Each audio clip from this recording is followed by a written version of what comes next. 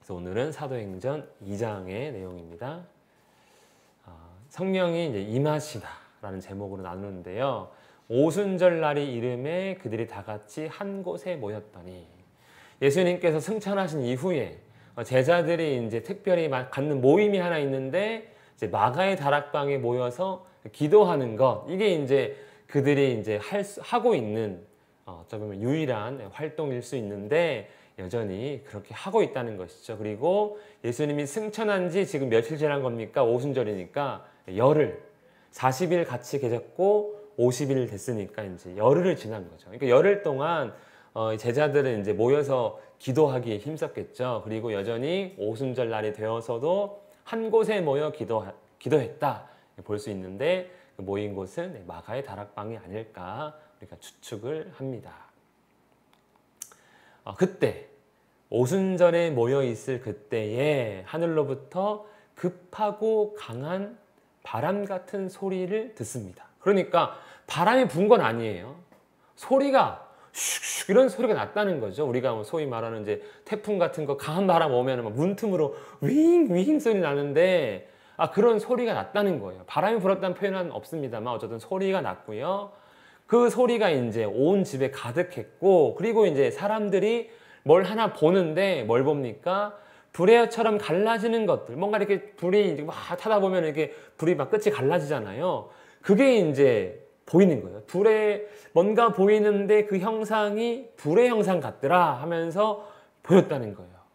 듣고 보았다. 근데 듣고 본 것이 어떻게 되냐면 각 사람 위에 하나씩 임하여 있더니, 그러니까 120명 위에 머리 위에 이렇게 불꽃 같은 게 하나씩 임해 있다는 것을 사람들이 봤다는 거예요.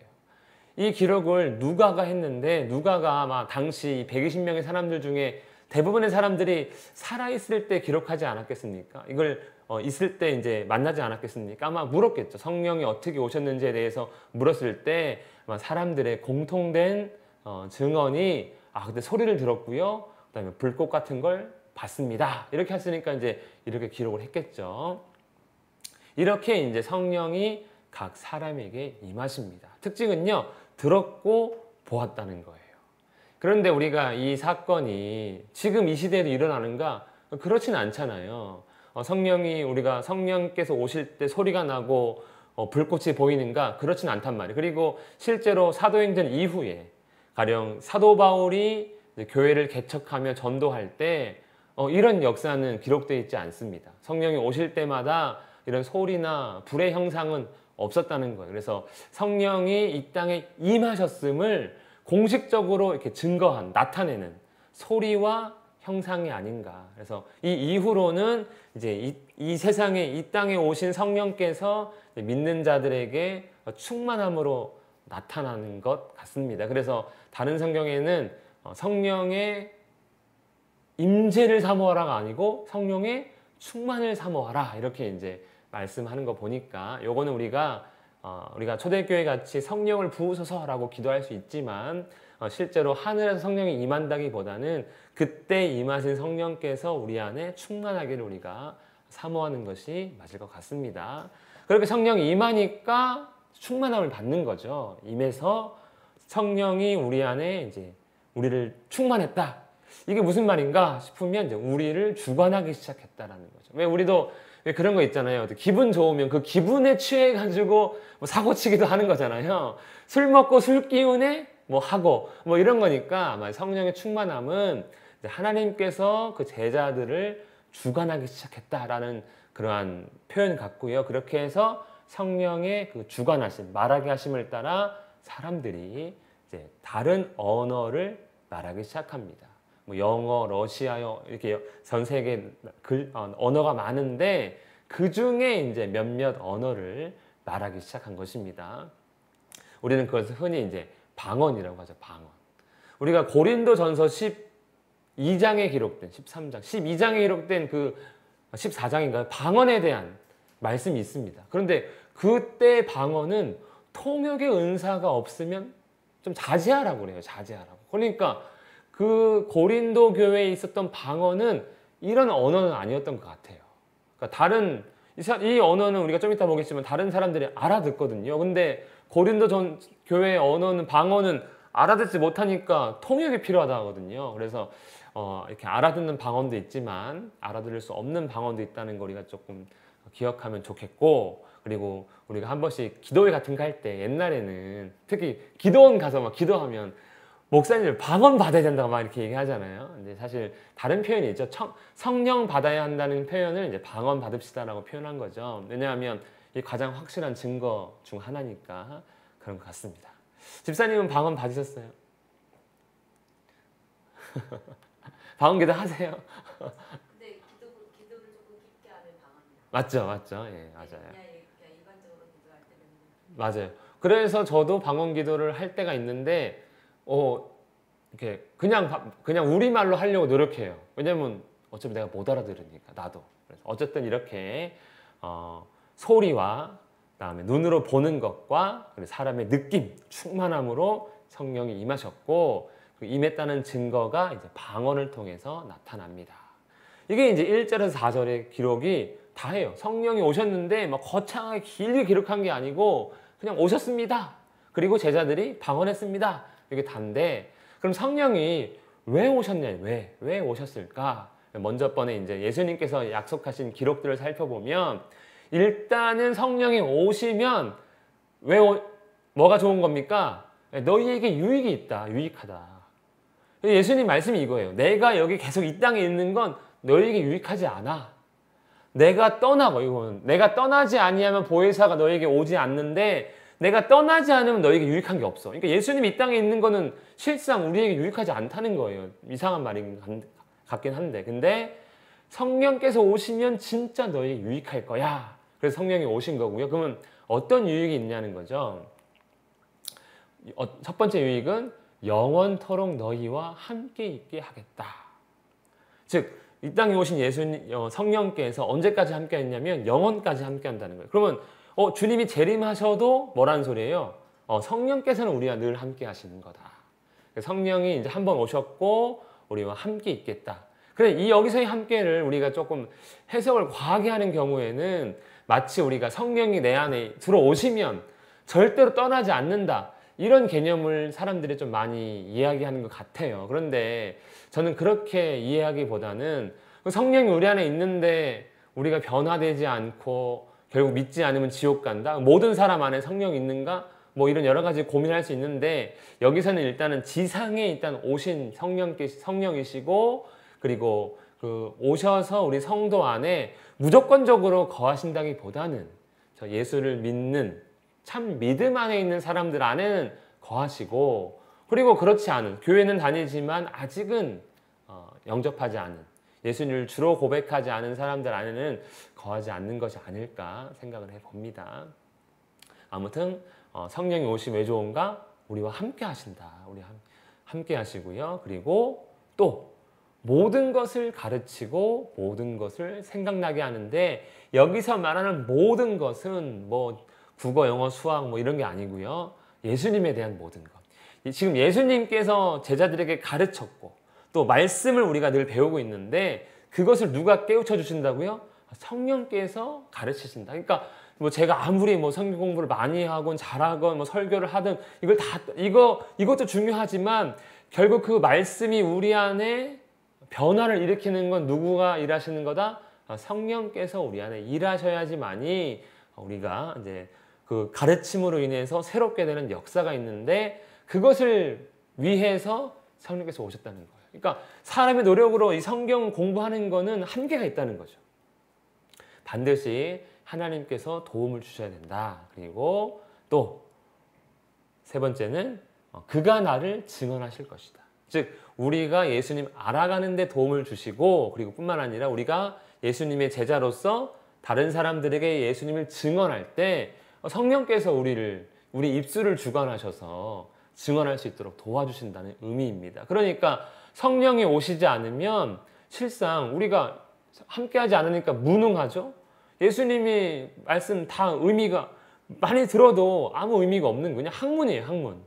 살아서 내 안에 역사하지 않게 되는 거죠. 예수님이 증인되는 게 지상의 큰 사명인데 그거 못하죠. 그러니까 아무것도 할 수 없는데 성령이 오심으로써 이 모든 것을 우리가 감당할 수 있게 된다. 성령 충만을 사모한다는 건 결국 이 모든 일을 사모한다는 거죠. 함께 하소서, 그리고 나를 가르치소서, 내가 주의 증인 되게 하소서, 이런 의미가 있는 거겠죠. 그래서 성령이 이제 오늘 오셨습니다. 그리고 이후에 계속 역사하시는데, 지금 오늘날도 역사하시는데, 그 성령이 오신 결과는 뭐냐는 거예요. 결과. 사도행전 11장에 보면 생명 얻는 회개를 주셨도다. 이 전의 회개는 어떤 거였습니까? 요한의 회개였죠. 예, 그냥 죄에 대한 회개였어요. 근데 죄를 회개했는데 그 회개는 한계가 있다. 뭐가 있어요? 생명을 얻는 회개는 아니라는 거예요. 그냥 죄를 자복했지만 생명 얻는 회개는 누가 주신다? 성령께서 주신다. 그리고 성령이 오시니까요. 또 성령 예수님의 이름과 우리가 예수님 알아가는 것과 하나님의 성령 안에서, 그러니까 성령으로서 어떤 역사가 일어납니까? 씻음, 죄사함의 역사가 일어나고요. 거룩함, 예수님을 닮아가는 역사가 일어나고 의롭다 하심을 얻는 그런 역사가 일어납니다. 그러니까 예수님 말씀은 이건 거죠. 내가 이 땅에 있으면 너희는 뭐 죄 씻음, 거룩함, 의로움 이거 못 얻고 내가 가서 성령이 오셔야 너희 안에 생명과 이런 놀라운 역사가 있는 거야. 그래서 가셨고 오셔서 이 은혜를 누리게 되는 거죠. 그리고 성령이 아니고서는 예수님을 주라고 시인할 수 없습니다. 그러니까 성령으로서만 예수님을 참됨, 여기서 주님은 그냥 아무나 뭐 주여 한다고 주가 아니고 진짜 진정한 신앙 고백으로서 주로 고백하는 일은 성령으로만 가능하다. 내 열심, 내 결단 이런 건 사실 아무 의미 없고 오직 성령의 역사하심으로써 예수님을 주로 영접할 수 있다. 그러니까 성령이, 예수님 좀 서운하시겠지만 예수님 가셔야죠. 가시고 성령이 오셔야 우리가 예수님을 정말 진짜 예수님과 동행하고 예수님을 주로 고백하며 살아갈 수 있습니다. 그러니 얼마나 성령이 중요합니까? 그리고 또 성령께서 오심으로써 뭐가 됩니까? 우리의 보증이 되어주시는 거예요. 하나님께서 도장 꽝 찍어주시는 거예요. 변하지 않겠다. 어떤 거에 대해서 우리가 얻을 기업. 우리가 얻을 기업 하늘에 있는데 눈으로 본 적이 있습니까? 만 적이 있습니까? 아니, 세상은 우리가 집을 계약을 하면 가서 눈으로 보고 계약서에 도장 찍고 계약금 치르고 보증을 받잖아요. 그리고 하다못해 모델하우스 가서 미리 보고 좋다면서 계약서에 사인을 하는데 아니, 하나님 나라는 그런 게 없단 말이에요. 우리가 본 적도 없고 뭐 계약서를 만들지도 않고 했는데 뭐가 계약서다? 성령께서 이곳에 오신 게 계약서라는 거죠. 보증인 거죠. 한마디로 우리에게 인질이 되어주시는 거죠. 쉽게 얘기하면. 그래서 내가 네 안에 있으니까 걱정하지 마라. 이렇게 보증으로 주신다. 뿐만 아니라 또 성령의 은사, 성령의 인도하심, 여러 가지 성령으로 인해서 우리가 혜택을 받고 있고 또 주님이 계시지 않기 때문에 성령의 역사를 통해서 교회가 세워지고 성도가 하나 되고 여러 가지 놀라운 일들이 다 성령을 통해서 이루어지고 있으니까 성령의 오심이 얼마나 대단한 사건인지를 우리가 이제 좀 기억해야 할 것입니다. 그렇게 해서 이제 성령이 오셨는데 이걸 한마디로 요약하면 변화예요, 변화. 지금까지는 변화가 일어나지 않았어요. 제자들도 예수님 쫓아다닐 때만 해도 그렇게 예수님의 능력과 뭐 가르침과 인도하심이 있었어도 제자들이 변화되지 않고 있잖아요. 계속 누가 크냐, 뭐 나를 뭐 좌편에 앉혀주시고 우편에 앉혀주시고 또 내가 뭐 큰 자가 되겠나이다 하면서 뭐 엄청 싸우고 있고 서로 막 헐뜯고 시기하는데 성령이 딱 오시니까 이 제자들이 변화되잖아요. 우리도 교회를 막 다니다가 오늘 사는 회가 다 바뀌었어. 변화 바뀌면 죽는다는데 맞아요. 죽었죠. 예수님으로 안에서 같이 죽은 거죠. 변화. 그 변화의 실체는 누구다? 성령의 임재다. 그래서 나 중심으로 살다가 이제 주 중심으로 변화되는 것. 이게 이제 성령의 오심에 내가 느끼는 가장 큰 기적이자 변화가 되는 거죠. 저 예수님 안 믿을 때 얼마나 이렇게 살 줄 몰랐습니다. 진짜로. 예. 제가 미션 스쿨 다녔지만 막 믿는 사람 막 전도하고 있으면 가서 방해하고 막 해코지하고 제가 믿는 저 동생이 하나 있는데 제가 고등학교 때까지만 교회 다녔거든요. 제가 못 다니겠거든요. 교회 다니지 말라고 막 했거든요. 지금 전도하면 형이 다니지 말라며 이러고 있어요. 아, 주여. 답답합니다, 진짜. 변화. 변화. 저도 주님이 변화시키고. 근데 이제 또 제가 계속 정욕이나 여러 가지 내 욕심을 추구하면, 나 중심을 추구하면 또 주님이 또 얼마나 한탄하시겠습니까? 어쨌든 놀라운 건 내가 변화된다. 성령이 오시면. 그리고 다른 사람들에게는 증인되는, 그러니까 증인이 되고자 하는, 그리고 증인이 되는 그러한 역사가 성령을 통해서 일어난다는 것이죠. 그러면 성령은 처음 나타나신 건가? 그렇진 않아요. 구약을 보면 성령께서 오십니다. 그러니까 하나님의 영, 여호와의 영 이런 표현들이 있는데 오세요. 그런데 그때는 영원히 함께하기 위해 오신 게 아니에요. 임시로 오신 거예요. 하나님이 이 땅에서 어떤 역사를 일으켜야 되겠는데 그 역사를 일으킬 때 직접적으로 막 뭐 땅을 가르고 뭐 할 수 있지만 특별히 한 개인을 통해서 역사하실 때만 어떻게 합니까? 여호와의 영이 임하시매 이러면서 집단적으로 막 이렇게 120명의 성도들 위해 성령이 임한 것이 아니고 뭐 특정한 사람한테 이렇게 임해서 그를 통해서 하나님의 역사를 나타내는 그러할 때 이제 임하시는데 대표적으로 이제 요셉이 있고요. 그 다음에 성막을 만든 부살렐과 오홀리압도 있습니다. 그리고 모세가 이제 하나님의 영이 충만한 자였고 여호수아도 그랬고요. 사무엘도 임했고 사사들 가운데 뭐 기드온이나 기드온 맞죠? 기드온, 뭐 삼손 이런 사람들도 이제 여호와 영이 임했고 특이한 건 수많은 이름들이 다 이해가 되는데 저 사울이죠, 사울. 사울왕이 사무엘에게 그 기름 부음 받을 때 하나님의 영이 임해가지고 막 미친 사람처럼 막 말하거든요. 예언하거든요. 그러니까 사울이 예언한다고 막 사람들이 말하지 않았습니까? 그러니까 이 하나님의 구약에서의 성령은 개인의 구원과는 상관이 없고 있을 수도 있지만 거의 없고 하나님께서 자신의 어떤 뜻을 성취하기 위하거나 내가 하나님이다라고 하는 영광을 나타내기 위해서 이렇게 성령의 영으로 임하시는 역사를 볼 수 있다는 거죠. 하지만 지금 신약 이후에 오순절 이후의 성령 강림은 임시적이거나 일시적이거나 개인적이 아니고 하나님의 백성들에게 영구적으로 오셔가지고 구원의 역사를 우리에게 일으키시는 그러한 성령님이시다라는 겁니다. 이렇게 제자들이 성령 받고 막 방언을 하고 있는 그 상황에서 이제 사건이 하나 터집니다.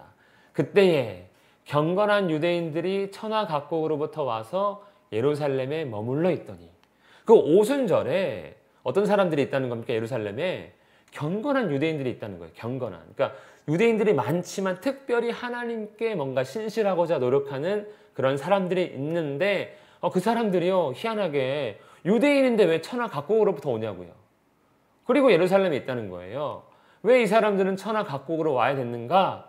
왜냐하면 이 사람들은요 유대 지역에 살고 있는 사람들이 아니고 전 세계에 흩어져 있는 유대인들, 다른 말로 디아스포라이기 때문에 그렇습니다. 디아스포라는 팔레스타인 땅, 그러니까 가나안 땅을 떠나서 세계 각지에 흩어져 살면서 유대교의 규범과 생활 관습을 유지하는 유대인. 그러니까 여전히 율법을 붙들고 살아가고 있는 사람들을 말하는 거예요. 가나안 땅이 아닌 다른 나라에서. 그러니까 이 사람들이 오순절에 예루살렘에 있다는 거죠. 왜 예루살렘에 왔는가 오순절에.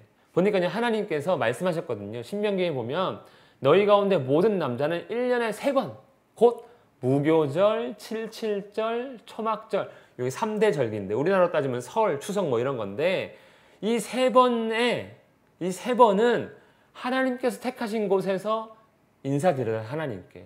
하나님 택하신 곳이 예루살렘의 성전이거든요. 그러니까 이 경건한 유대인들이 3번 다 올 수는 없어요. 왜냐면은 3번 오려면요 왔다가 가는 도중에 와야 돼. 왜냐하면 저 무교절에서 7.7절 사이는 50일밖에 안 돼요. 그러면 아니 뭐 짧은 거리여야 뭐 가서 집에 있다가 오지. 근데 가다가 중간에 와야 되니까 뭐 그때 아마 그래도 조금씩 해서 1년에 한 번만 가자, 뭐 2년에 한 번만 가자 이랬겠죠. 아무튼 그래서 이 경건한 사람들이 오순절에 예루살렘에 다 모여 있는 겁니다. 이런 상황이 된 거죠. 그러면 왜 유대인들은 흩어지게 되었는가? 이 땅에 잘 모여 살던 사람들이 우리 구약에만 해도 다 모여 있었잖아요. 물론 끝에 이제 멸망당했는데 그 멸망이 원인이었습니다. 북이스라엘, 즉 북이스라엘 마지막 왕 호세아 때 아수르 왕이 사마리아를 점령했어요. 즉 북이스라엘이 멸망당했습니다. 그때 사람들을 사로잡아서 아수르로 끌어다가 고산 강가에 있는 할라, 하볼 그리고 메대 사람의 여러 고을에 두었더라. 즉 이 아수르의 포로 정책은 흩어버리는 거예요. 전 세계로. 그리고 전 세계 사람들을 또 북이스라엘에 갖다가 넣어버립니다. 그래가지고 민족들이 섞이게 만들어요. 네. 다문화 가정들을 다 만들어버리는 겁니다. 쉽게 얘기하면. 그러면 뭐가 사라집니까? 민족의 정체성이 사라지잖아요. 우리나라가 한민족이라고 해서 사실 우리나라 인종차별 좀 심한 나라잖아요. 사실상. 그런데 한민족이기 때문에 좋은 게 뭐냐면 외세에 침입 때 하나가 돼버리잖아요. 왜? 우리는 같은 민족이니까 우리가 힘 합치자잖아요. 근데 피가 섞이면 얘가 한민족도 아니고 한데 얘랑 뭐랑 나랑 힘을 합치겠어요. 그러니까 딱 그게 포로 정책인 거예요. 그러니까 막 아수르가 막 흩어버립니다. 그래가지고 흩어진 사람들이 있고, 그리고 남유다 같은 경우는 바벨론이 멸망시켰는데 1차 포로, 2차 포로, 3차 포로 세 번에 걸쳐서 많은 이스라엘 남유다 사람들을 포로로 데리고 가요. 그러면서 바벨론으로 갔고 그 바벨론에서 1차 귀환, 2차 귀환, 3차 귀환 했는데 돌아온 사람은 떠나간 사람보다 적어요. 그러면서 이제 흩어진 사람들이 있는 겁니다. 그래서 세 번 갔고요. 또 잡혀간 사람도 있지만 자발적으로 유대가 망했으니까 자발적으로 나라를 떠난 사람들이 있는데 그 중에 일부가 애굽으로도 많이 갔고 그리고 이제 터키 지역이나 여러 가지 시간이 흐르면서 고향이 아닌 다른 지역에 가서 사는 사람들이 많아진 겁니다. 그래서 이제 천하 각국으로부터 예루살렘에 모여들기 시작했는데 그때 이제 성령께서 임하신 거죠. 누구에게요? 제자들에게. 그리고 그 제자들은 이제 방언을 하기 시작합니다. 그러니까 하나님께서 마치 기다렸다는 듯이 예수님도 빨리 40일 동안 알려줄 걸 빨리 알려주고 그 다음에 오순절이 되기를 기다려서 하나님이 성령이 딱 임하자 예루살렘에 모여있는 이 수많은 유대인들이 천하 각국으로부터 유대인들이 이제 방언을 듣게 되는 거죠. 큰 소리가 나매 이 소리가 나매 큰 무리가 모여서 놀랍니다. 왜냐하면 자기가 떠나온 지금 예루살렘에 와 있지만 자기들은 유대 히브리 말도 할 수 있지만 뭐 바벨론 말, 터키 말도 할 수 있거든요. 그런데 가만 들어보니까 자기 말이 들리는 거예요. 자기 말이. 그래가지고 소동합니다. 신기한데? 어떻게 이 사람들이 바벨론 말을 하지? 어떻게 이 사람들이 헬라어를 하지? 어떻게 이 사람들이 뭐 이집트 말을 하지? 너무 놀라운 거예요. 그래가지고 소동합니다. 그런데 그 언어를 어떻게 말한 겁니까? 성령의 말하게 하심을 따라서 말하기 시작한 거거든요. 우리도 그렇지 않습니까? 우리나라 사람 옆에서 영어하고 있어도 신기한데 생판 모르는 외국인이 한국말을 막 하고 있는데 가령 묻습니다. 한국말 어떻게 배우셨어요? 몰라요. 갑자기 막 돼요. 이러면 놀라겠죠. 한국에 온 적 한 번도 없습니다. 한국말 배운 적 한 번도 없습니다. 이러면서 한국말 잘하면은 다들 놀라겠죠. 딱 이러한 일이 일어난 겁니다. 그러니까 다 놀라 신기하게 여겨. 다 너무 신기한 거예요. 어떻게 이럴 수 있냐는 거예요. 이 사람들이 다 어떤 사람입니까? 갈릴리 사람이 아니냐? 갈릴리 사람. 뭐 예루살렘에서 교육을 많이 받은 사람도 아니고 갈릴리 사람이라 하면 우리나라 저기 뭐 시골 촌구석에서 온 그런 사람이란 뜻인데 갈릴리 어부들이 어떻게 갑자기 그렇죠? 그 다 가난해가지고 예수님 또 쫓아다니는 게 전부였던 그런 사람들이 갑자기 어떻게 이런 수많은 외국어를 할 수 있냐고요. 그러니까 다 신기하죠. 우리 각 사람이 난 곳 방언으로, 그러니까 해외죠. 해외 방언으로 듣게 되는 것이 도대체 어떻게 된 거냐? 그렇죠. 그런데 이게 다 뭐라고요? 하나님의 계획이라는 거죠. 복음 증거를 위한 성령의 역사라는 겁니다. 왜냐하면 나중에 끝에 보겠지만 이 방언의 내용이 뭡니까? 하나님의 큰일이에요. 하나님의 큰일. 그러니까 이제 너무 놀라운 거죠. 그러니까 복음 증거를 위한 성령의 역사입니다. 이 사람들이 온 곳에 이제 이렇게 쭉 9절부터 11절 상반절까지 딱 구별이 되는데 우리는 어디서 왔는가? 바데인, 메데인, 엘람인, 메소포타미아. 여기가 어디냐면 이제 오늘날의 중동 지역. 유대, 갑바도기아, 본도와 아시아, 부르기와 밤빌리아. 여기는 터키 지역. 애굽 및 구레네 가운데 리비아 여러 지방에 사는 사람들. 여기는 아프리카 지역. 로마에서 온 사람들, 그리고 그레데인과 아라비아 사람들. 아라비아는 저쪽 사우디 지역이긴 한데 로마와 그리스, 유럽 지역. 이렇게 딱 지역별로 일단 구별해가지고 쭉 나열했더니 15개의 언어라는 거예요. 15개의 나라에서 왔다는 거예요. 일단 여기 기록된 것만. 근데 이 15개의 언어가 다 나타나니까 사람들이 기절을 하는 거죠. 이게 이제 당시입니다. 이게 로마고요. 그다음에 그리스 반도, 터키, 그다음에 여기가 아프리카, 여기가 아까 메데보 바사 지역, 이쪽이 이제 중동이죠. 최근에 리비아 홍수 난 거 보셨죠? 댐이 무너져가지고 도시가 하나 쓸려 나갔어요. 바다로. 여기입니다. 여기 리비아. 여기가 지중해로 다 쓸려 나갔어요. 시신이 2만 명이 죽었다고 지금 실종이 뭐 죽은 자가 한 2만 될 거라 했는데 나중에 홍수가 이제 물이 빠지니까 막 시신이 막 사방에 널려 있고 거기 리비아 여기. 저 때는 이제 이렇게 많은 사람들이 있었다. 유대인들이 이제 주로 있었던 곳이다 하고 또 여기 그리스, 터키 지역을 확대했더니 이렇게 많은 곳에서 유대인들이 간 겁니다. 그러니까 이게 신기한 게 뭐냐면요.